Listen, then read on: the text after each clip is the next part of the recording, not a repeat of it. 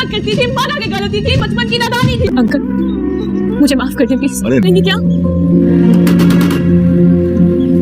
मैं जानती हूँ कि मैं तुम्हारी गुनहगार हूँ। मैं तुमसे बात करने आई हूँ, तुमसे माफी मांगने आई हूँ। प्लीज दरवाजा खोलिए। ऐसे तो बहुत शरीफ और अच्छे इंसान है। मैं तो इनकी खुदसर ड्रामे की आने वाले एपिसोड्स में हम लोग देखने जा रहे हैं कि शादमा की हठधर्मी, उसका हसद, उसका लालच, उसकी खुदसरी की वजह से उसका ये घर भी टूट जाएगा, क्योंकि शादमा ने उस लड़के से शादी इसलिए की थी ताकि अब्रॉड जा सके। अब जब सुभान अहमद ने बता दिया है कि वो पाकिस्तान में ही रहना चाहता है, कि अब ये बात शादमा से बर्दाश्त नहीं हो रही। शादमा इसी वजह से उससे डिवोर्स ले लेगी और फिर किसी और इंसान से अफेयर चलाएगी। उसके बाद फिर उसका कोई भी साथ नहीं देगा और वो लड़का भी फिर उसे छोड़कर चला जाएगा, और ना ही सिर्फ छोड़ेगा बल्कि उसे बर्बाद भी कर देगा।